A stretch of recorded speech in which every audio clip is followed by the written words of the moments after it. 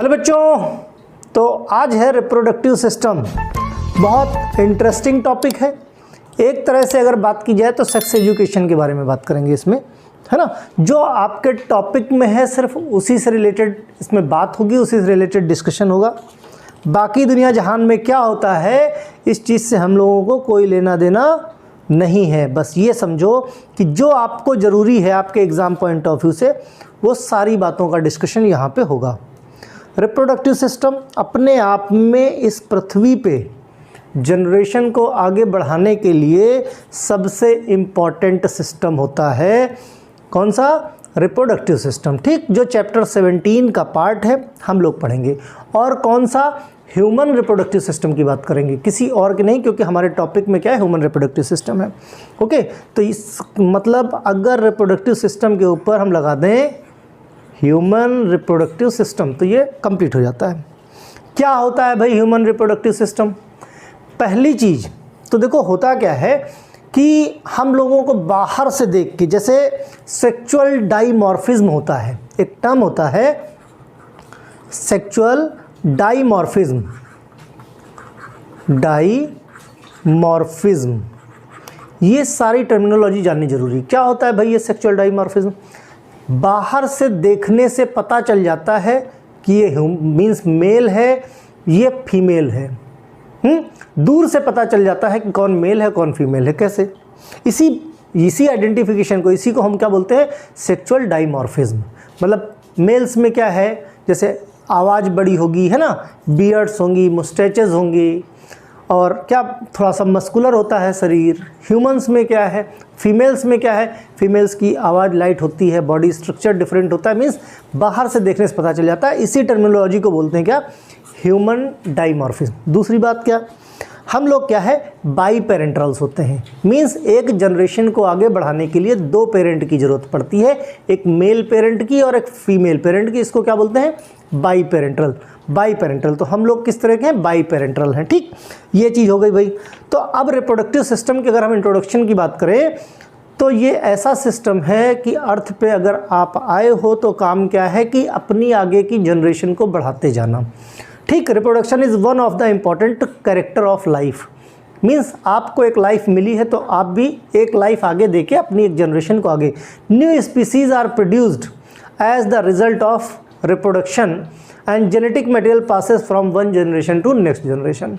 इसी को बोलते हैं क्या? रिप्रोडक्शन। ठीक, मीन्स न्यू जनरेशन की उत्पत्ति, नया जनरेशन, नई जनरेशन को मीन्स आना, भेजना या उसको प्रोड्यूस करना थ्रू रिप्रोडक्शन। तो यही सब चीज़ें कैसे होंगी, किस तरह से होंगी, क्या क्या चीज़ें इसमें शामिल होती हैं, इन चीज़ों के बारे में बात करेंगे। अगर हम छोटा सा इंट्रोडक्शन की बात करें तो एक होता है मेल और एक फीमेल। बड़ी कॉमन सी बात है। मेल में होते हैं मेल गैमीट और फीमेल में होते हैं फीमेल गैमीट। मेल गैमीट की बात करें तो मेल गैमीट क्या हुआ? मेल गैमीट होता है स्पर्म। क्या होता है? स्पर्म। फीमेल गैमीट क्या है? फीमेल गैमीट होता है एग, या उसको और क्या बोल सकते हो? ओवा बोल सकते हो। ठीक, एग या ओवा। अब देखो ध्यान से, स्पर्म को एग से मिलाना, मीट करना, ठीक, इसको बोलते हैं इंसेमिनेशन। इंसेमिनेशन मतलब introduction of male sperm into female egg. Female body के अंदर जो एग है उससे फर्टिलाइज कराने का काम, इसी प्रोसेस को क्या बोलते हैं? Insemination. Means male gamete into female body. Male gamete क्या है? आपका स्पर्म है। मेल गैमेट को इम्प्लांट करते हैं किसमें? फीमेल गैमेट के साथ। इसी प्रोसेस को बोलते हैं इंसेमिनेशन। अब इंसेमिनेशन अगर हो गया तो मेल और फीमेल मिल गए, जिसको क्या बोलते हैं? इस प्रोसेस को बोलते हैं फ्यूज़न। क्या बोले हैं? फ्यूज़न। अब जब फ्यूज़न हो गया, एक मेल गैमेट है ना, एक फीमेल गैमेट, तो बन गया क्या मिलने से? जाइगोट। देखो पूरा प्रोसेस समझा दे रहा हूँ, उसके बाद एक वन बाई वन बात करेंगे, है ना। क्या हो गया भाई? जाइगोट बन गया। ऐसा हम लोग पढ़ते आए हैं। जाइगोट बन जाएगा तो क्या होगा? इम्प्लांटेशन। मतलब किसका इम्प्लांटेशन? एक नई जनरेशन का इम्प्लांटेशन हो चुका है। ठीक, मतलब एग अगर फर्टिलाइज हो गया थ्रू स्पर्म, अब उसके बाद इम्प्लांटेशन हो गया, नई जनरेशन, तो फिर होता है जेस्टेशन पीरियड। क्या होता है? जेस्टेशन पीरियड मतलब प्रेगनेंसी पीरियड, है ना। जेस्टेशन पीरियड, और जेस्टेशन पीरियड के बाद क्या होता है? पास्चुराइजेशन, है ना। पास्चुरेशन मतलब ये क्या होता है? डिलीवरी। तो ये इतना सारा काम होता है किसमें? रिप्रोडक्टिव सिस्टम में। मींस मेल गैमेट में स्पर्म आता है, फीमेल गैमेट में ओवा आता है। मेल गैमेट को फीमेल बॉडी के अंदर इम्प्लांट करने को काम करते हैं इंसेमिनेशन, जिसमें क्या है? मेल और फीमेल गैमेट का फ्यूज़न होता है, जिससे जाइगोट बनते हैं। जाइगोट जैसे बनते हैं मींस ओवा जैसे फर्टिलाइज होता है, इम्प्लांट होता है न्यू लाइफ का। और न्यू लाइफ के बढ़ने को 9 महीने का जो पीरियड होता है उसको क्या बोलते हैं? Gestation period. और पार्टुरेशन क्या किसको बोलते हैं? डिलीवरी टाइम को। मींस नए बेबी की बर्थ अर्थ पे हो चुकी होती है। ठीक, तो ये पूरा प्रोसेस है किसका? रिप्रोडक्टिव सिस्टम का, जिसके बारे में हमको बात करनी है। देखो ये मेल रिप्रोडक्टिव सिस्टम है। मेल रिप्रोडक्टिव सिस्टम में देखो ये आपका क्या हो गया? यूरिनरी ब्लैडर हो गया। एक मिनट, है ना। देखो एक एक चीज़ अभी हम इसको ड्रॉ भी करके देखेंगे, तो ऐसी कोई देखो सबसे पहले क्या, ये क्या हो गया? Urinary bladder, urinary bladder. ठीक, जैसे ये लिखा हुआ यूरिनरी ब्लैडर में ये देखो 2 यूरेटर आ गए हैं, है ना, जैसे एज इट इज़। अब ये बताओ, हम पढ़ रहे हैं मेल रिप्रोडक्टिव सिस्टम, यहाँ पे यूरिनरी ब्लैडर का क्या काम है? देखो यूरिनरी ब्लैडर से होते हुए ही हमारा मेल रिप्रोडक्टिव सिस्टम, क्यों? क्योंकि मेल में क्या होता है? यूरिन के और स्पर्म के निकलने के लिए जो ट्यूब होती है वो सेम होती है। ठीक, उस प्रोसेस को जानने के लिए हमको यूरिनरी सिस्टम, इसीलिए हम पहले पढ़ते हैं। सबसे लास्ट में सारे सिस्टम पढ़ लिया, उसके बाद लास्ट में रिप्रोडक्टिव सिस्टम पढ़ते हैं। ठीक, देखो अब इसी यूरेटर्स, जो आपका ये यूरिनरी ब्लैडर है, इसी से सटी हुई, इसी से मिली हुई 2 वेसिकल्स हैं, जिसको बोलते हैं सेमाइनल वेसाइकल, है ना। Seminal vesicle. अब इनका भी रोल है। उसके नीचे क्या है? प्रोस्टेट ग्लैंड है। देखो, ठीक, प्रोस्टेट ग्लैंड के नीचे ये यूरेथ्रा है ना। यूरेथ्रा क्या है? यूरेथ्रल ओपनिंग होती है। यही ओपनिंग लास्ट में पेनस तक आती है, और क्या? स्पर्म और यूरिन के लिए सेम ओपनिंग। अब पेनिस पे क्या है? बल्ब लाइक स्ट्रक्चर है, जिसको बोलते हैं ग्लैंस पेनिस, है ना। और इसी के साइड में इरेक्टाइल्स टिश्यू हैं, जिनकी वजह से पेनिस में क्या? ब्लड वेसल्स, ब्लड सप्लाई बहुत ज़्यादा हो जाती है, जिससे ये इरेक्टाइल पोजीशन में आ जाता है। ठीक, दूसरा, अब देखो पेयर्ड क्या होती है? टेस्टिस होती है। एक है तो टेस्टिकल बोलते हैं, 2 है तो टेस्टिस। ठीक, मेल रिप्रोडक्टिव सिस्टम में पेयर्ड टेस्टिस होती हैं, यानी 2 टेस्टिस। एक टेस्टिस की बात करें, टेस्टिस किसके अंदर कवर्ड होती हैं? एक सैक लाइक स्ट्रक्चर होता है, जिसको हम बोलते हैं स्क्रोटम। क्या बोलते हैं? उसको बोलते हैं हम स्क्रोटम। इसके ऊपर एक स्ट्रक्चर और है मल्टी लेयर्ड का, क्वाइल्ड स्ट्रक्चर है, जिसको हम बोलते हैं इपिडिडाइडिमिस। क्या बोलते हैं? इपिडिडाइडिमिस या इपिडिडाइमिस। ओके, और दूसरा क्या है? देखो जैसे प्रोस्टेट ग्लैंड से नीचे चलते हो तो 2 मटर के दाने जैसे ग्लैंड्स होते हैं, जिसको बोलते हैं बल्बो यूरेथ्रल ग्लैंड। ठीक, इन सब का अपना अलग अलग रोल है। इन सारे रोल के बारे में बात करेंगे हम लोग। तो अब देखो सबसे पहली बात अगर करते हैं किसकी? मेल रिप्रोडक्टिव सिस्टम की। एक मिनट, एक जनरल आइडिया देता हूं। मेल रिप्रोडक्टिव सिस्टम, ठीक, इसकी बात अगर हम कर दें मेल रिप्रोडक्टिव सिस्टम की, हाँ, तो देखो इसमें क्या है? सबसे पहले primary sex organ, primary sex organ, बाद में सेकेंडरी सेक्स ऑर्गन।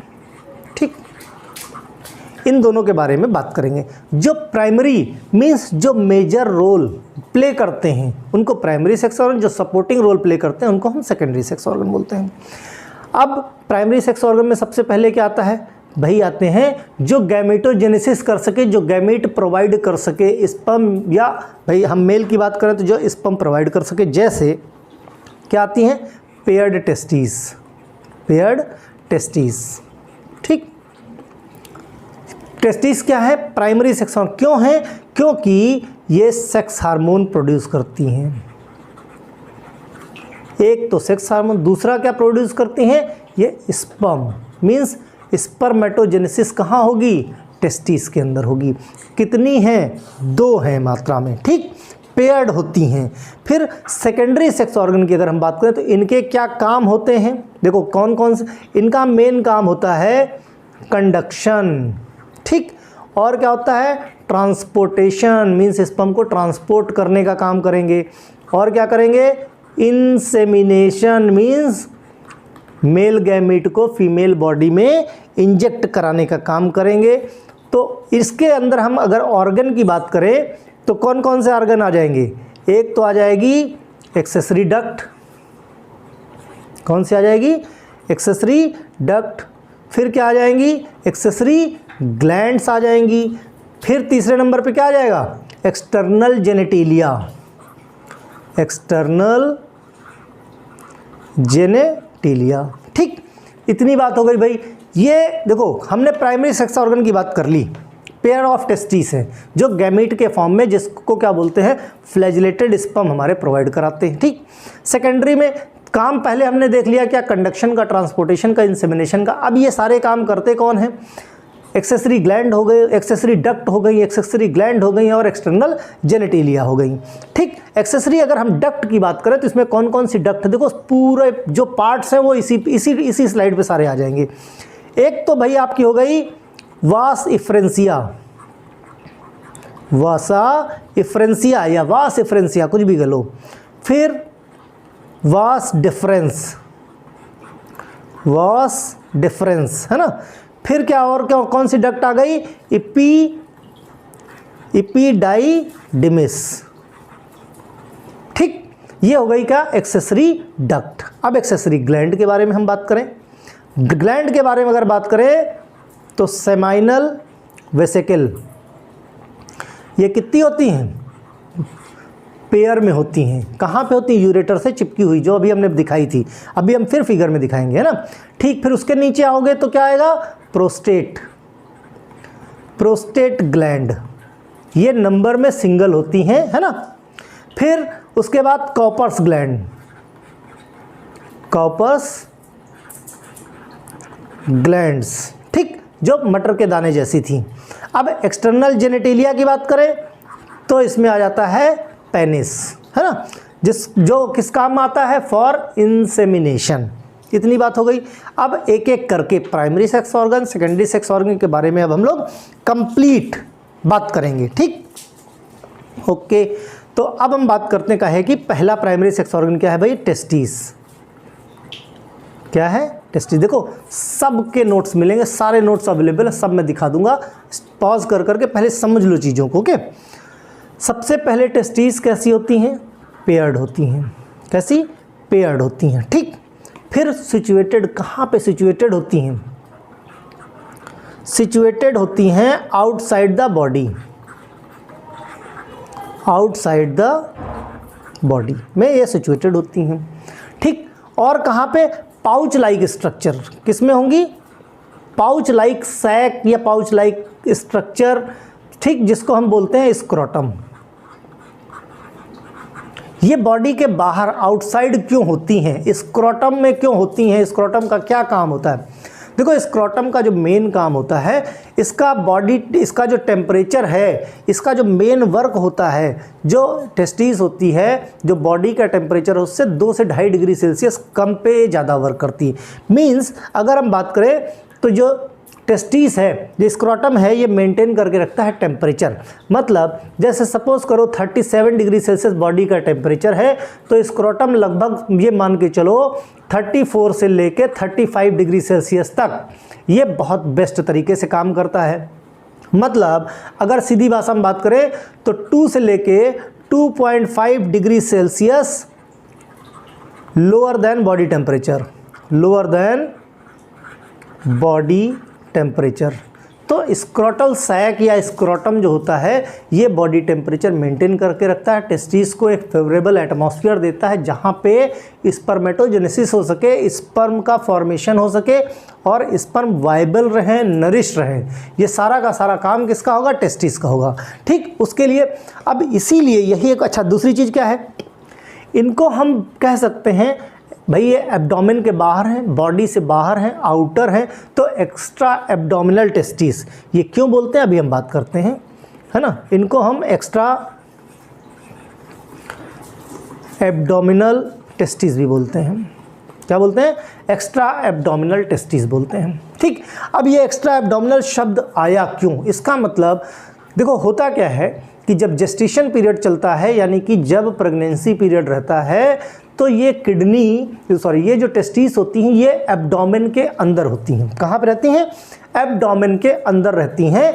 और जब 7वां महीना, जब प्रेगनेंसी का 7वां महीना आ जाता है, तब ये जाके बाहर आ जाते हैं बॉडी से। किससे? बॉडी के ये बाहर चले जाते हैं। किससे आते हैं? देखो ये हैं इस तरह से स्क्रोटम है, ये यहाँ पे टेस्टिस है, ये जो कैनाल होती है एब्डोमेन के बाहर आती है जिसको हम बोलते हैं इंग्विनल कैनाल। इंग्विनल कैनाल देखो बहुत इंपॉर्टेंट है, ये सारी चीज़ें सब बुक में लिखा हुआ है, एक बार समझ लोगे उसके बाद मैं नोट्स जो प्रोवाइड करा दूंगा उसी से पढ़ लेना, बाकी कुछ ज़रूरत नहीं इधर उधर, है ना। तो इंग्विनल कैनाल से क्या होता है, 7th मंथ में मतलब जब 7वां महीना चल रहा होता है बच्चे का ड्यूरिंग प्रेगनेंसी, तो टेस्टिस क्या होते हैं इंग्विनल कैनाल के थ्रू क्या आ जाते हैं, कहाँ पे आते हैं? स्क्रोटल सैक में आ जाते हैं, यानी स्क्रोटम में आ जाते हैं। उसके पहले एब्डोमिनल में, एब्डोमेन के अंदर रहते हैं। ठीक, ये बात हो गई। अब जब नीचे आ गए, है ना। अच्छा, कुछ केस में क्या है कि नहीं नीचे आते हैं, मान लिया नीचे नहीं आए, या 2 टेस्टिस है, एक टेस्टिस नीचे आई, एक टेस्टिस ऊपर ही रह गई, तो ये एक तरह का डिसऑर्डर बोलते हैं, जिस डिसऑर्डर का नाम क्या बोलते हैं? क्रिप्टोर्किडिज्म। क्रिप्टोर्किडिज्म क्या बोलते हैं? क्रिप्टोर्किडिज्म। ये क्या है? फेल्योर ऑफ टेस्टिस इसको बोलते हैं, फेल्योर ऑफ टेस्टिस। किस में फेल्योर हो गया? नीचे आने में। कहाँ पे? To descend. टू डिसेंड मतलब नीचे आने में, कहाँ से? From abdomen, from abdomen to scrotum. बात समझ आई कि नहीं? मतलब क्रिप्टोर्किडिज्म अगर हो गई पेशेंट में, क्रिप्टोर्किडिज्म अगर है, तो इट मीन्स कि फेल्योर ऑफ टेस्टिस, मतलब टेस्टिस क्या है, डिसेंड नीचे की तरफ नहीं आ पाते हैं और ये एब्डोमेन में ही रह जाते हैं। कुछ केसेस में एक टेस्टिस नीचे आ जाती है, एक टेस्टिस ऊपर ही रह जाती है। दोनों केस को क्या बोलते हैं? क्रिप्टोर्किडिज्म। इस केस में पेशेंट का स्पर्म काउंट बहुत कम होता है और एक तरह से अगर हिंदी भाषा में बोले तो उसमें नपुंसकता की बीमारी हो जाती है, नपुंसक टाइप का हो जाता है, मीन्स वो फर्दर जनरेशन प्रोवाइड नहीं कर सकता है। तो इसको और क्या बोल सकते हैं? पेशेंट क्या रहेगा जिसको ये प्रॉब्लम है, वो स्टेराइल हो जाएगा, मतलब वो फर्टाइल नहीं होगा, मीन्स अपनी न्यू जनरेशन नहीं दे सकता है। ठीक, उसको हिंदी में अगर बोले तो शब्द क्या बोलते हैं? नपुंसक बोलते हैं ना। तो इस तरह से क्या है इसकी कहानी। सबसे मेन चीज़ क्या है, देखो 2 तरह से कंफ्यूज कर सकता है अगर एग्जाम में, मान लिया मल्टीपल चॉइस आ गया, 2 से 2.5 degree Celsius lower than body temperature पे स्पर्मेटोजेनेसिस बेस्ट होती है। ठीक, दूसरी बात 37, अगर 34 to 35 degree Celsius they they, 2 to 2.5 दे दे, तो कन्फ्यूज़न मत क्रिएट करना। देखो 2 से 2.5 डिग्री सेल्सियस पे स्पर्मेटोजेनेसिस नहीं होती है, बॉडी टेम्परेचर से 2 से 2.5 डिग्री सेल्सियस लगभग कम, मतलब 34.5 से 35 डिग्री सेल्सियस पे बेस्ट स्पर्मेटोजेनेसिस होती है।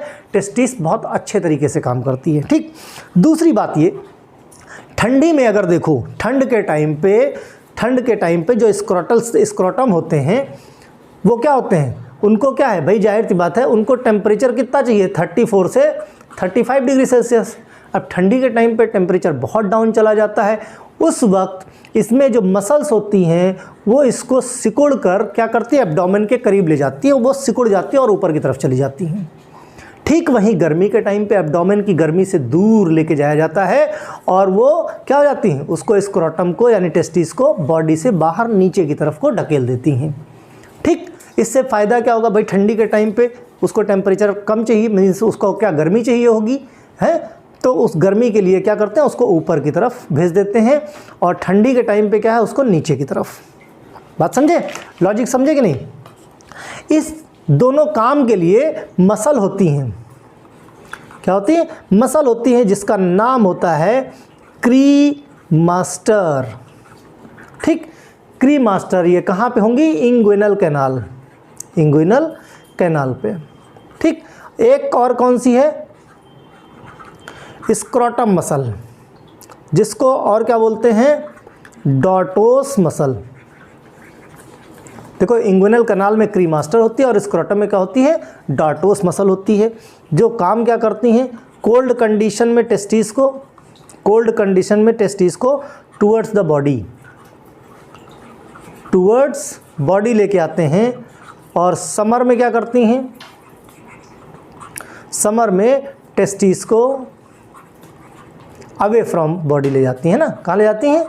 अवे फ्रॉम द बॉडी, जिससे कि इनको सही एटमॉस्फेयर मिल सके। हम बात किसकी कर रहे हैं? टेस्टिस की कर रहे हैं। ठीक, अब टेस्टिस की अगर हम देखो क्या है, एक मिनट है ना। अब टेस्टिस की बात करें तो टेस्टिस के बारे में हम थोड़ा सा डीप में जाएंगे। टेस्टिस के बारे में थोड़ा सा डीप में जाते हैं और देखते हैं। टेस्टिस को बना लो भाई, देखो साथ साथ बनाते रहो, आराम से हो जाएगा। देखो क्या है, इसकी जो लेयर होती है इसको बोलते हैं, क्या बोलते हैं?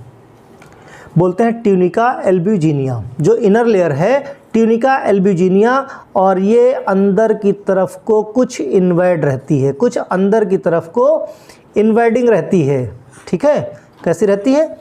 इन्वर्डिंग रहती है। इन इन्वर्डिंग को क्या बोलते हैं? लोब्यूल। ये क्या करते हैं? ये लोब्यूल का फॉर्मेशन करते हैं ना, इनको क्या बोलते हैं? लोब्यूल। ये हैं आपके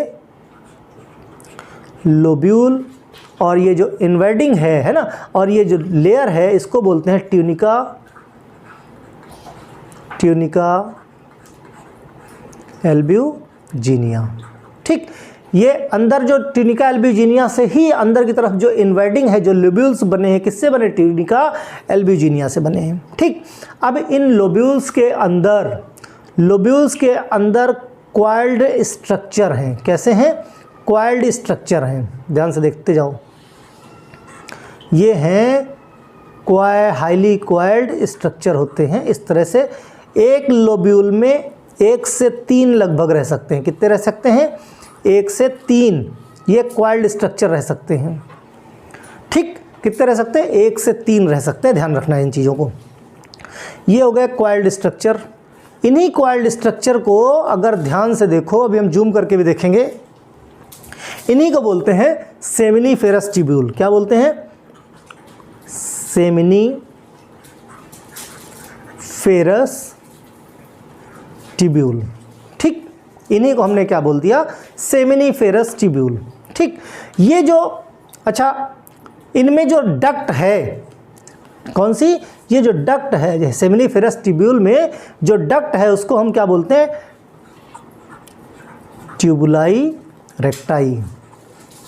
ध्यान से देखना, ट्यूबुलाई रेक्टाई। देखो क्या होगा, सेमिनीफेरस ट्यूब्यूल है अड्डा काहे का? स्पर्मेटोजेनेसिस का। जो टेस्टिस के अंदर स्पर्मेटोजेनेसिस या स्पर्म फॉर्मेशन होता है वो सेमिनीफेरस ट्यूब्यूल के अंदर होता है। अभी इसका भी हम टीएस करके देखेंगे। ये हम किडनी का लॉन्गिट्यूडनल सेक्शन देख रहे हैं, इसमें क्या क्या चीज़ें दिखेंगी वो सारी चीज़ें जान लो, और जो ज़रूरी है वो फिर हम उसका भी एक सेक्शन करके जूम करके देखेंगे। ठीक, तो भाई जो सेमिनीफेरस ट्यूब्यूल इसके अंदर होती है स्पर्मेटोजेनेसिस, स्पर्म बनते हैं और ट्यूबुलाई रेक्टाई के थ्रू, ये जो क्या है ट्यूबुलाई रेक्टाई हैं, ये फिर से अंदर से जो क्वाइल्ड स्ट्रक्चर हैं ये आपस में कनेक्ट हो जाते हैं और कनेक्ट होके कुछ इस तरह का स्ट्रक्चर बना लेते हैं, जाल टाइप का एक स्ट्रक्चर बना लेते हैं। तो जाल टाइप का स्ट्रक्चर बना लेते हैं, मतलब सेमिनीफेरस ट्यूब्यूल में स्पर्मेटोजेनेसिस हुई, ट्यूबुलाई रेक्टाई के थ्रू कहाँ पे आ गए? इस जगह पे वो सब आ गए। तो इस जगह का नाम क्या है? रेटेटेस्टी। क्या नाम है? रेटेटेस्टिस। रेटेटेस्टिस मतलब देखो अब कितनी चीज़ें हो गई, ध्यान से समझो। सेमिनीफेरस ट्यूब्यूल में बना आपका स्पर्म, ठीक, स्पर्म पहुंचा ट्यूबुलाई रेक्टाई के थ्रू कहाँ पे, रेटे टेस्टिस में। अब रेटे टेस्टी तक आ गया, रेटे टेस्टिस से भी फिर छोटी छोटी सी कैनाल बाहर की तरफ निकली हुई हैं। देखो अभी हम ये टेस्टिस के ही बारे में बात कर रहे हैं, ठीक है। ये छोटी छोटी सी कैनाल, ये कैनाल फिर इस तरह से मिल जाती हैं, इस तरह से आपस में फिर मिल जाती हैं और मिला के एक ये स्ट्रक्चर बनाते हैं, क्वाइल्ड स्ट्रक्चर। ध्यान से देखो,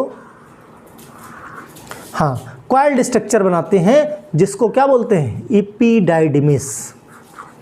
एपिडाइडिमिस, देखो टर्मिनोलॉजी ध्यान रखो।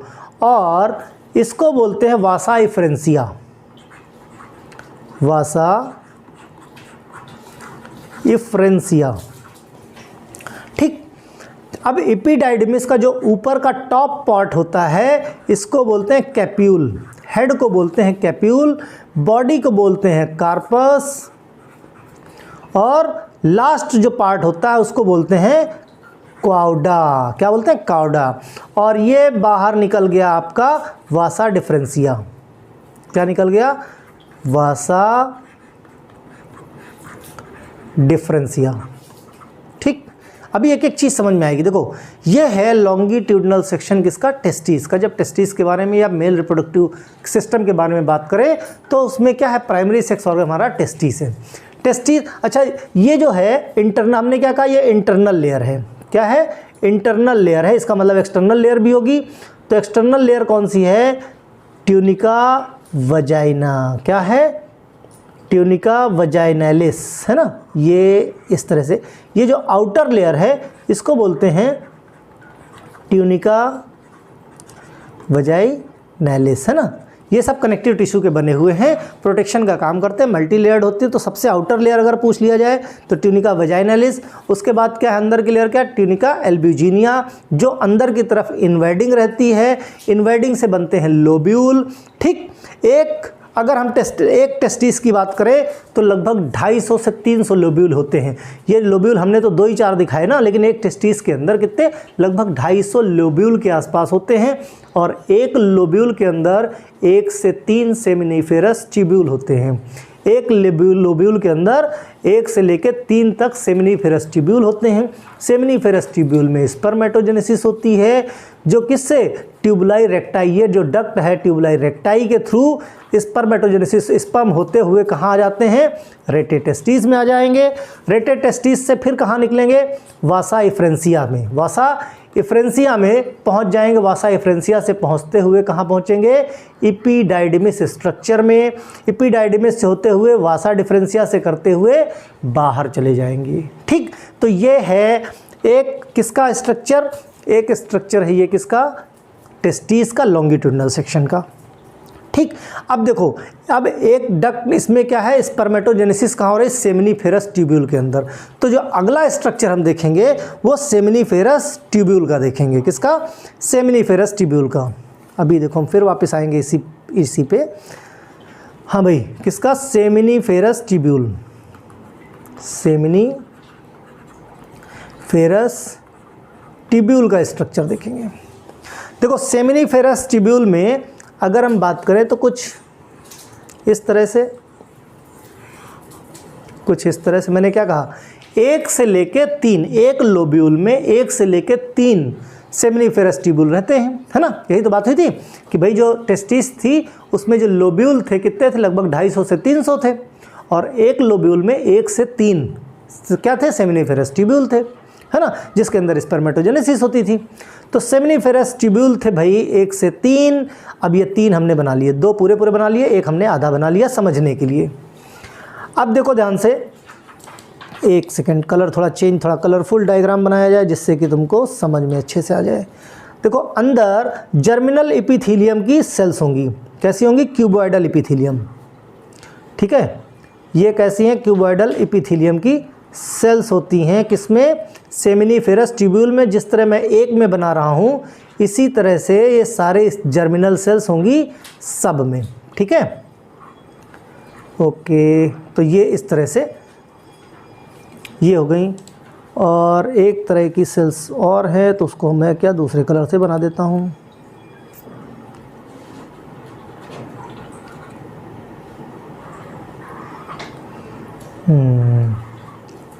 कुछ इस तरीके से ना, इधर भी एक बना देते हैं, ठीक।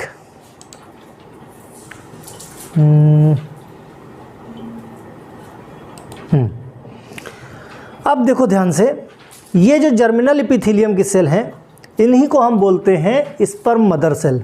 क्या बोलते हैं? Sperm mother cell, sperm mother cell, ठीक। जिसको हम और क्या बोल सकते हैं? Spermatogonia, spermatogonia. ये क्यूबॉइडल एपिथेलियम जर्मिनल एपिथेलियम की सेल्स हैं। ये काम क्या करती हैं? मियोसिस करती हैं। मियोसिस करके क्या बनाएंगी? स्पर्म बनाएंगी, ठीक। अब ये जो दूसरी टाइप की सेल है, इनको क्या बोलते हैं? इन्हीं को बोलते हैं सर्टोली सेल। क्या बोलते हैं? सर्टोली सेल, या फिर इनका दूसरा नाम क्या है? नर्स सेल, या फिर और क्या नाम है? सस्टेंटाकुलर, सस्टेंटाकुलर सेल, किसी भी नाम से पूछा जा सकता है, ध्यान रखना है ना। इसी तरह का स्ट्रक्चर सब में है। नाम से पता चलता है सर्टोरी सेल या नर्स सेल, मतलब ये नरिश करने का काम, इनका काम क्या है? नरिश करते हैं किसको? स्पर्म को। स्पर्म बनते किससे हैं? स्पर्म बनते हैं, ये जो स्पर्म मदर सेल है, जो क्यूबॉइडल, जो जर्मिनल एपिथेलियम की सेल्स हैं, ये क्या करती हैं? ये इस तरह से करके मियोसिस करती हैं और स्पर्म बनाती हैं। ये फ्लैजिलेटेड स्पर्म बनाती हैं, ठीक, या मेल गैमीट बनाते हैं। ये काम किसका है? स्पर्म मदर सेल या स्पर्मेटोगोनिया का है। अब ये जो स्पर्मेटोगोनिया है, इसको नरिश करने का काम, इसकी केयर करने का काम करते हमारी ये सर्टोली सेल्स, ठीक। अब जब सर्टोली सेल्स काम कर रही हैं, तो ये और भी कुछ काम करती हैं। और क्या काम करती हैं? अगर हम बात करें सस्टेंटाकुलर या सर्टोली सेल्स का, ये रिलीज करती हैं इनहिबिन, रिलीज करती हैं इनहिबिन हार्मोन। इनहिबिन हार्मोन क्या करता है? ये इनहिबिट करता है फॉलिकुलर स्टिमुलेटिंग हार्मोन। अगर स्पर्म सफिशिएंट अमाउंट में बन गए हैं, तो फिर स्पर्मेटोजेनेसिस पे ब्रेक लगाने का काम करती हमारी सर्टोली सेल्स। नहीं तो लगातार बनते चले जाएंगे तो टेस्टिस फट जाएगी। एक आता है कि अलार्मिंग सिस्टम होता है कि भाई नंबर ऑफ इतने स्पर्म अगर बन गए हैं तो अब ज़रूरत नहीं है, तो इनहिबिन क्या करती है? फॉलिकुलर स्टिमुलेटिंग हार्मोन को इनहिबिट कर देती है कि अब फर्दर स्पर्मेटोजेनेसिस की ज़रूरत नहीं है। और क्या करते हैं भाई? ये एबीपी का काम करते हैं। जैसे एबीपी न्यूज़ वाले हैं, इसको एबीपी को बोलते हैं androgen protein, androgen binding protein. क्या बोलते हैं? एंड्रोजन बाइंडिंग प्रोटीन, ठीक। ये कहाँ से रिलीज होंगे? ये सब सर्टोली सेल के काम है। और क्या काम करेंगे भाई? MIF बड़ा इंपॉर्टेंट है। कई MIF क्या है? Mullerian inhibiting factor. अगर इस फैक्टर को, MIF को, मुलेरियन इनहिबिटिंग फैक्टर को अगर इनहिबिट ना किया जाए तो क्या हो जाएगा? मेल्स में फीमेल कैरेक्टर्स डेवलप हो जाएंगे, मेल में फीमेल कैरेक्टर्स डेवलप हो जाएंगे, या मेल कैरेक्टर्स सप्रेस हो जाएंगे।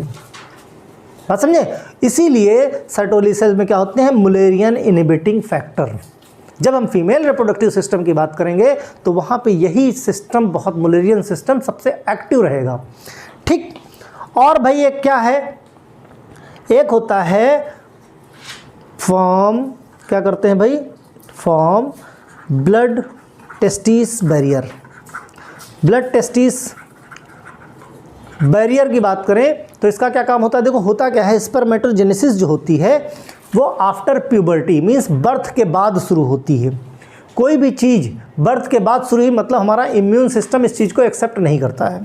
तो जो हमारे स्पर्म होते हैं एक तरीके से ये क्या करते हैं, ये एक तरह से एंटीजन का काम करते हैं।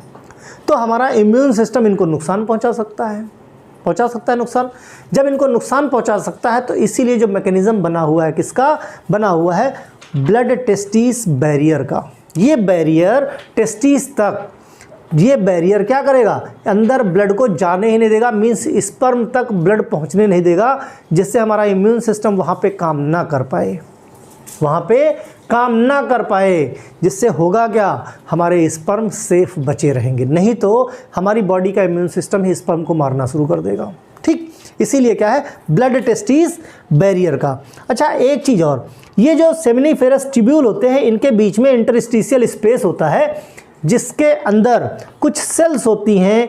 इन सेल्स को बोलते हैं, क्या बोलते हैं, लीडिंग सेल्स या इंटरस्टिशियल सेल्स।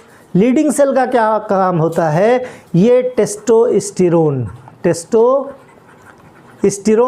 जिसको हम और क्या बोलते हैं, एंड्रोजन, क्या बोलते हैं, एंड्रोजन हार्मोन सिक्रीट करती हैं। अब एक तरफ तो ये क्या कर रहे हैं, मेल गैमीट सिक्रीट कर रहे हैं, बना रहे हैं, फॉर्मेशन कर रहे हैं, एक तरफ एंड्रोजन मींस एंडोक्राइन और हेटेरोक्राइन, एंडोक्राइन और एक्सोक्राइन दोनों तरीके से काम कर रहे हैं। इसलिए ये हमारे गोनैड्स हैं भाई, ये हमारी टेस्टिस क्या है, ये मेल गोनैड्स हैं, यानी गोनैड्स हमारे किस तरह काम कर रहे हैं, अगर बात करें तो ये एक तरह की हेटेरोक्राइन ग्लैंड है। कैसी है, हेटेरोक्राइन ग्लैंड है, जैसे हमने पैंक्रियाज में देखा था, राइट। तो गोनैड्स हमारे कैसे, हेटेरोक्राइन ग्लैंड है। अब देखो लीडिंग सेल ने क्या किया, लीडिंग सेल कहाँ पे है, दो सेमिनिफेरस ट्यूब्यूल के बीच में जो इंटरस्टिशियल स्पेस है, इनको इंटरस्टिशियल सेल या लीडिंग सेल्स बोलते हैं। अब एक खास चीज़ और, जो सर्टोली सेल्स हमारी होती हैं, सर्टोली सेल्स क्या करती हैं, ये जो एबीपी है हमारी, एंड्रोजन बाइंडिंग प्रोटीन, ये काम क्या करती है कि ये जो टेस्टोस्टेरोन का फॉर्मेशन हुआ, इसको अंदर तक, कहाँ तक, सेमिनिफेरस ट्यूब्यूल के अंदर ले जाने का काम, कॉन्सेंट्रेट करके अंदर ले जाने का काम हमारी क्या करती हैं, एबीपी न्यूज़ यानी androgen binding protein. Androgen binding protein active transport के थ्रू जो हमारा टेस्टोस्टेरोन बना है, इसको कॉन्सेंट्रेट करके सेमिनिफेरस ट्यूब्यूल के अंदर ले जाने का काम करेंगे। कौन, हमारी एबीपी एंड्रोजन बाइंडिंग प्रोटीन, जो रिलीज होती हैं, जिनका फॉर्मेशन होता है कहाँ, नर्व सेल, सस्टेंटाकुलर सेल या सर्टोली सेल्स में। ठीक, ये बात किसकी हुई, सेमिनिफेरस ट्यूब्यूल की। बात समझे कि नहीं समझे। तो भाई इतनी सी बात ये हो गई। अब हम थोड़ा सा देखते हैं हमारा क्या, जेनाइटल किस तरह से ये काम करता है। अब देखो क्या है, उसके लिए हम बनाएंगे पूरा मेल रिप्रोडक्टिव सिस्टम। ठीक, ये हो गया आपका यूरिनरी ब्लैडर, ये हो गई यूरिनरी ब्लैडर की ओपनिंग, कौन सी, यूरेथ्रा, है ना, यूरेथ्रा हो गई भाई, चलो बना लिया यूरेथ्रा। ये कुछ इस तरह से, है ना, बहुत देखो मैंने पहले भी कहा कि बहुत अच्छी जो है राइटिंग नहीं है। इस तरह से बल्ब लाइक स्ट्रक्चर हो गया, ये कुछ इस तरीके से, ये पी शेप्ड हो गया। अब थोड़ा सा कलर चेंज कर लिया जाए।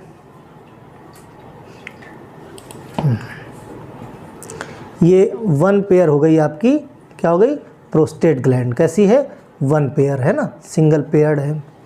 अच्छा, इसी से निकल के हमारा देखो क्या है, एक ये हो गया टेस्टिस, है ना, ये हो गया स्क्रोटम, क्या हो गया, स्क्रोटम, और इसी से निकल के ये हुई एपिडाइडिमिस। एपिडाइडिमिस आता है इधर ऐसे, इस तरह से करके, ये एपिडाइडिमिस जो बड़ा सा स्ट्रक्चर, हॉलो टाइप का स्ट्रक्चर बनाता है। हॉलो स्ट्रक्चर जहाँ पे भी बनता है उसको पूरी बॉडी, उसको क्या बोलते हैं, एम्प्यूला। क्या बोलते हैं, एम्प्यूला। ये बल्ब लाइक स्ट्रक्चर होता है ना। अब ध्यान से देखते जाओ कि ये काम कैसे। फिर ये ट्यूब आगे आई, इस ट्यूब से ये यहाँ से निकला, इसको बोलते हैं क्या, एक दोनों तरफ बनेगी ना, एक तरफ मैंने बनाया, ये दोनों तरफ होगी, जिसको हम बोलेंगे क्या, सेमाइनल वेसाइकिल। क्या बोलते हैं, सेमाइनल वेसाइकिल।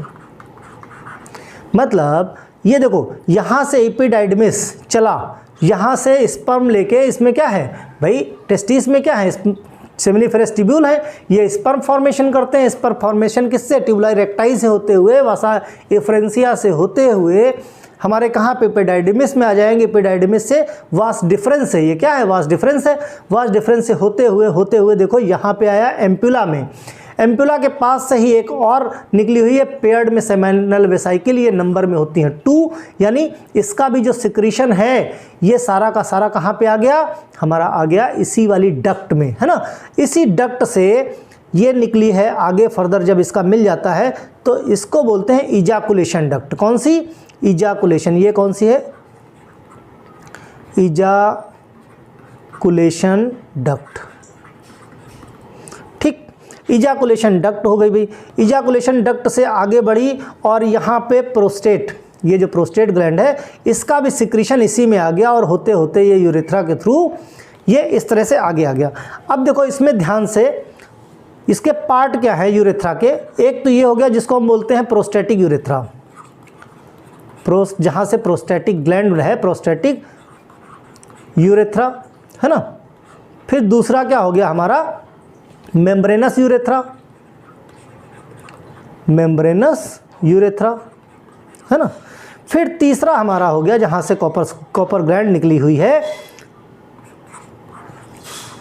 पीनल यूरेथ्रल, है ना। इसको बोलते हैं लॉन्गेस्ट पार्ट है ये। कैसा है? Penal urethral. क्या यूरेथ्रा क्या है? लॉन्गेस्ट पार्ट होता है। ये बल्ब लाइक जो स्ट्रक्चर हैं इनको क्या बोलते हैं? कॉपर्स ग्लैंड, कॉपर्स ग्लैंड बोलते हैं। ये क्या है? वास डिफरेंस है, वासर डिफरेंस हो गया, है ना। प्रोस्टेटिक ग्लैंड कैसी होती है? ये क्या है? प्रोस्टेटिक ग्लैंड है, प्रोस्टेटिक ग्लैंड होती है, ये सिंगल हमारी होती है ना। तो इस तरह से करके, और ये जो बल्ब लाइक स्ट्रक्चर होता है एक्सटर्नल जेनेटाइलिया, ठीक, ये क्या है? बल्ब लाइक स्ट्रक्चर, जिसको हम क्या बोलते हैं? Glans penis. क्या बोलते हैं? ग्लैंस पेनिस, ग्लैंस पेनिस, है ना। इस तरह से करके ये हमारा बॉडी का क्या होता है? रिप्रोडक्टिव सिस्टम होता है। अगर हम बात करें किसकी? एक्सेसरी ग्लैंड जो हम अभी देख रहे थे, कौन कौन सी थी हमारी? एक्सेसरी ग्लैंड हमने देख ली। एक्सेसरी ग्लैंड के हम सिक्रीशन थोड़ा सा देखेंगे, उसके बाद हम नोट्स पे आ जाते हैं ना भाई। सेमाइनल वेसिकल आ गई, और क्या था? प्रोस्टेटिक ग्लैंड है ना, प्रोस्टेट ग्लैंड है। फिर कौन सी है? कॉपर्स ग्लैंड है, कॉपर्स ग्लैंड। देखो सेमाइनल वेसिकल कहाँ पे थी भाई? देखो कौन कौन सी बात करेंगे हम?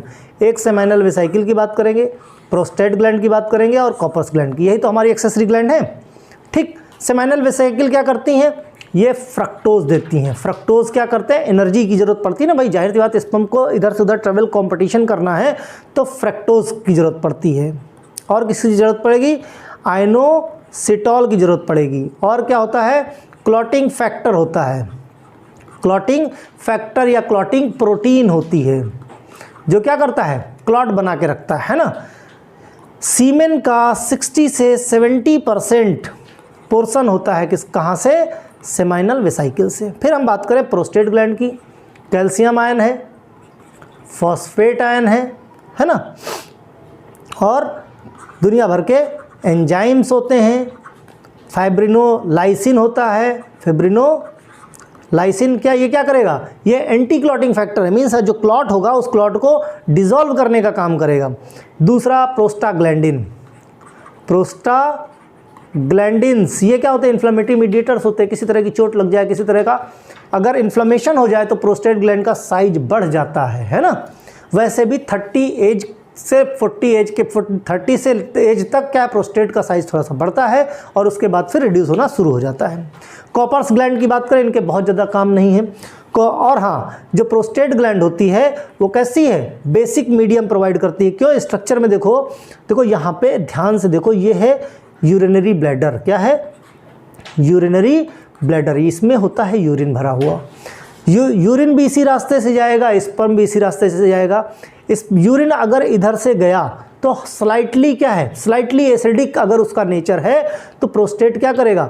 ये प्रोस्टेट क्या करता है? एल्कलाइन मीडियम सिक्रीट करता है, जिससे कि ये जो आगे जो यूरिन ने एसिडिक बना रखा है उसको क्या है? एल्कलाइन बना दे, जिससे स्पर्म को किसी तरह से मूवमेंट में कोई नुकसान ना हो। फिर हम अगर कॉपर्स ग्लैंड की बात करें तो इसको, ये देखो बल्ब लाइक स्ट्रक्चर है, इसको हम बल्बो यूरेथ्रल ग्लैंड भी बोलते हैं। ये और कुछ नहीं करता, ये लुब्रिकेशन प्रोवाइड कराता है। क्या करता है? ड्यूरिंग इंटरकोर्स लुब्रिकेशन प्रोवाइड कराता है और एल्कलाइन सिक्रीशन करता है। ठीक, तो ये बात हुई हमारी का है कि एक्सेसरी ग्लैंड की। ठीक, अब एक एक्स्ट्रा जेनेटिलिया, एक्सटर्नल जेनेटिलिया क्या है भाई? एक्सटर्नल जेनेटिलिया की बात अगर की जाए तो अगर सेक्शन कट करें तो इस तरह से करके, ठीक, 3 स्पॉन्जी डॉर्सल साइड पे पीछे की तरफ हमारे अटैच रहते हैं 3 स्पॉन्जी, जिसको हम एक तरफ क्या बोलते हैं? कॉर्पस कवर्नोसा। ठीक, इसमें ब्लड वेसल्स होती हैं।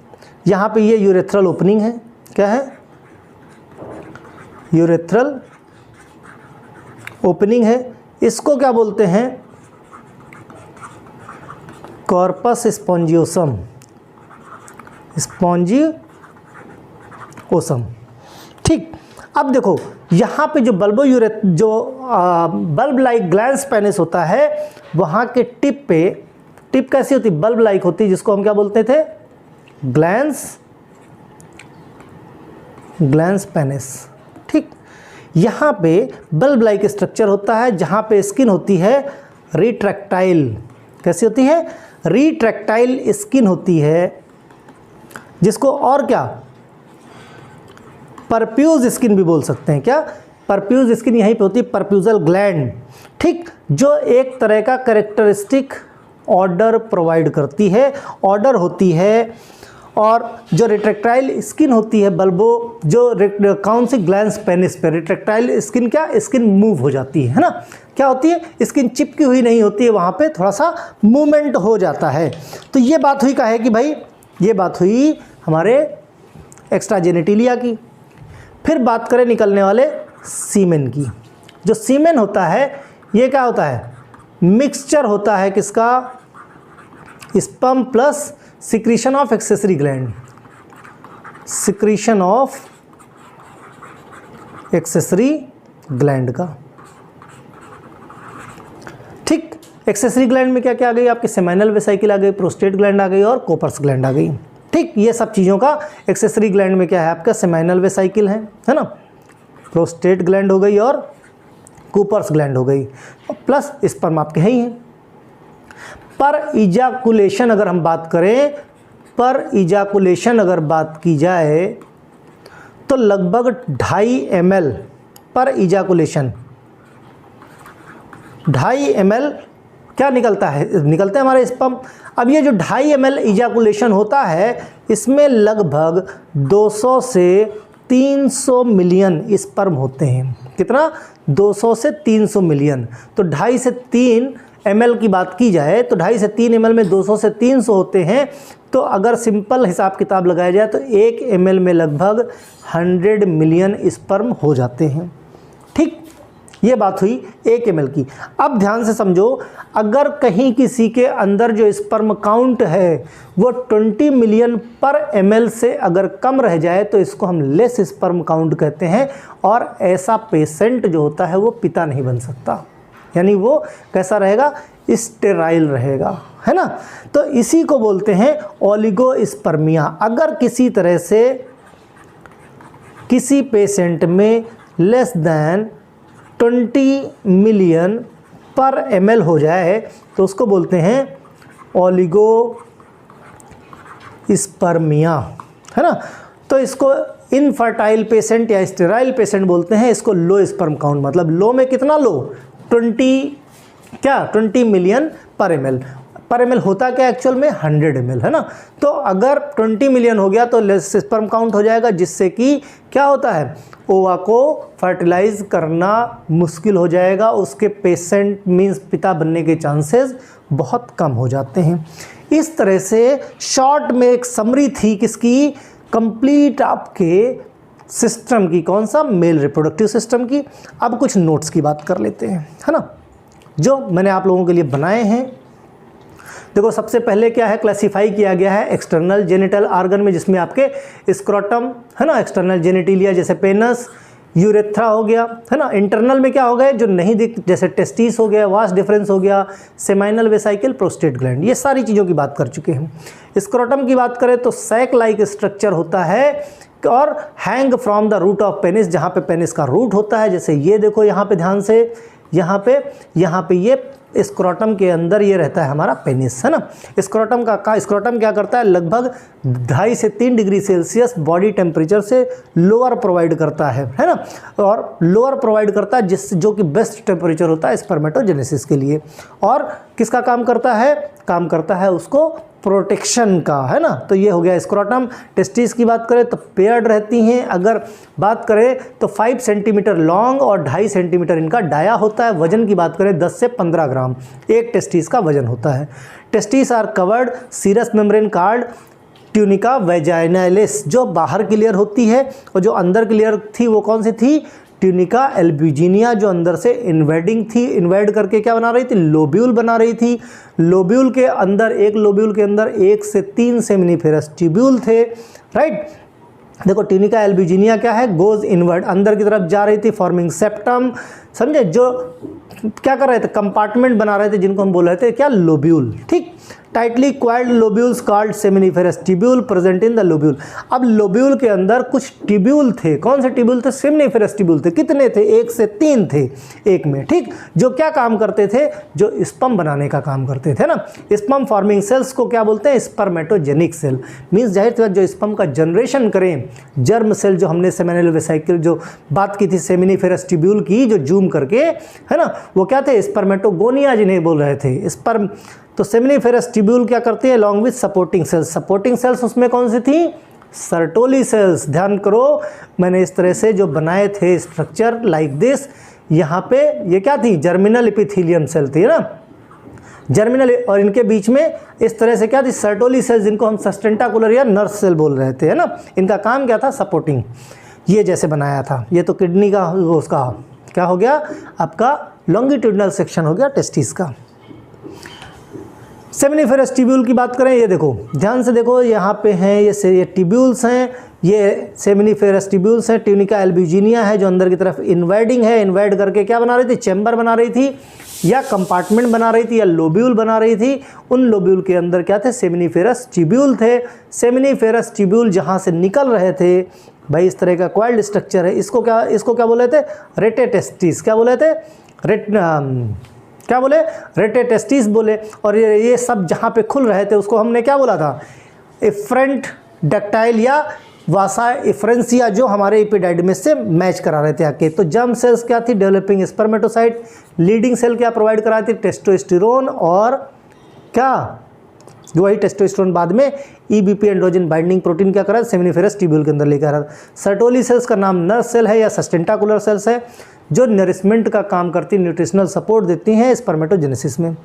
ऑल्सो कॉल्ड सस्टेंटाकुलर सेल्स या सपोर्टिंग सेल्स, सर्टोली सेल्स। ये सारी बातें हम ऑलरेडी कर चुके हैं, है ना। एपिडाइडमिस जाहिर सी बात है long comma shaped highly coiled होता है, जिसकी लेंथ होती लगभग 4 सेंटीमीटर। कहाँ पे होती है, border of testis, coiled appearance ऊपर की तरफ। जैसे भाई आपकी जो टेस्टिस थी, ये टेस्टिस है तो ऊपर की तरफ ये इस तरह से करके क्वाइल्ड स्ट्रक्चर है, जहाँ से बाद में ये वास डिफरेंस निकल रहा था, है ना। Head of epididymis receive the sperm, भाई जाहिर सी बात है जो स्पर्म आ रहे थे हेड ऑफ से होते हुए, बॉडी से होते हुए, कॉर्डा से होते हुए, वासा डिफरेंसिया से होते हुए, ये एक रास्ता था, है ना। किसका रास्ता था, देखो ध्यान से दिखाता हूँ। देखो ये सेमिनिफेरस ट्यूब्यूल थे, सेमिनिफेरस ट्यूब्यूल के अंदर ट्यूबुलाई रेक्टाई था, है ना। ये जो ट्यूबुलाई रेक्टाई से कहाँ गया, ये रेटेटेस्टिस में, ये क्या है, रेटेटेस्टिस का पार्ट। रेटेटेस्टिस से वासा एफरेंसिया में, वासा एफरेंसिया से कहाँ गए, हेड पार्ट, एपिडाइडमिस के हेड पार्ट में, फिर बॉडी पार्ट में, फिर एंड में, और लास्ट में वासा डिफरेंसिया से होते हुए आगे निकल गए, ठीक, जिसकी हम बात कर रहे थे। ठीक भाई, head of continue along with the site of testis of body, ठीक है, ये स्ट्रक्चर हमने ऑलरेडी बना रखा है। फिर वासा डिफरेंसिया की बात करें, टेल ऑफ एपिडाइडमिस से, टेल ऑफ एपिडाइडमिस से जो बाहर की तरफ जाता है उसको वासा डिफरेंसिया बोलते हैं, जिसकी लेंथ 45 सेंटीमीटर होती है।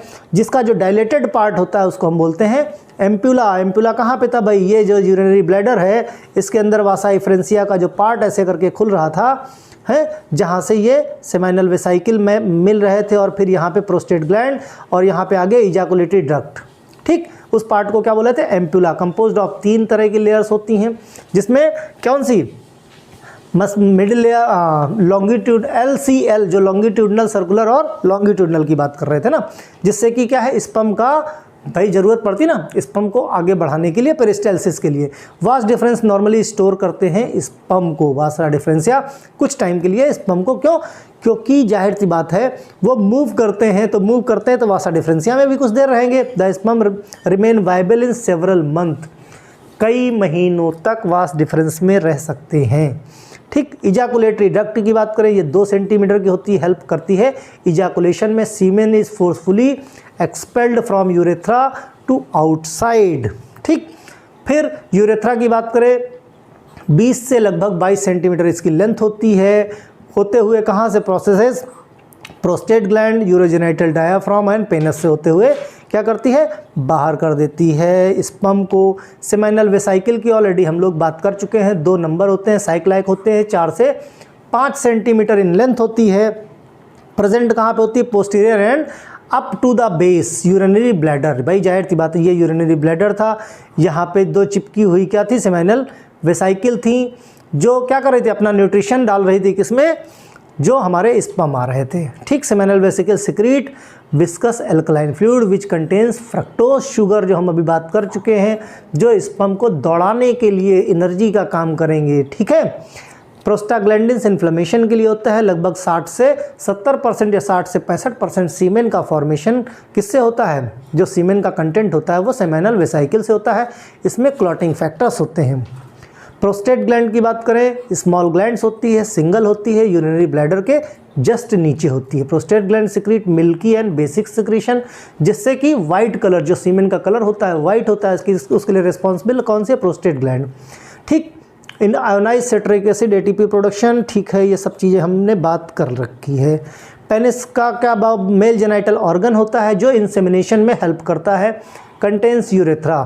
ठीक। ये सब बातें हमने कर रखी है। अब देखो एक चीज़ और हम बताएं खास, अब जैसे ये स्पर्म आया 20 ml पर मिनट, अब अगर बात करें तो ये कितनी देर तक ये जो है काम करते हैं, मतलब कितनी देर तक ये वाइबल रहते हैं, तो लगभग अगर हम बात करें तो लगभग 20 मिनट तक ये कैसे रहते हैं, लगभग 20 मिनट तक ये कैसे रहते हैं, जिंदा रहते हैं, मतलब अपना काम कर सकते हैं। अगर इतनी देर तक में कोई काम नहीं हुआ तो फिर किसी काम के नहीं, मतलब 20 मिनट तक ये क्या रहते हैं, एक्टिव रहते हैं।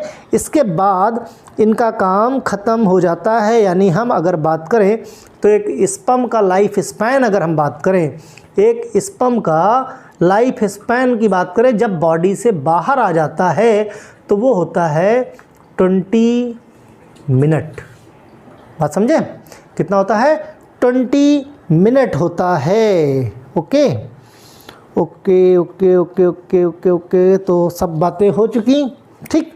तो कुल मिला के अगर हम बात करें तो ये हमारा क्या था, लगभग पूरा हो गया हमारा, क्या हो गया, मेल रिप्रोडक्टिव सिस्टम, है ना, कंप्लीट हो गया। कंप्लीट पढ़ना, किताब पढ़ोगे कोई ऐसा पॉइंट नहीं बचेगा जो छूट गया हो।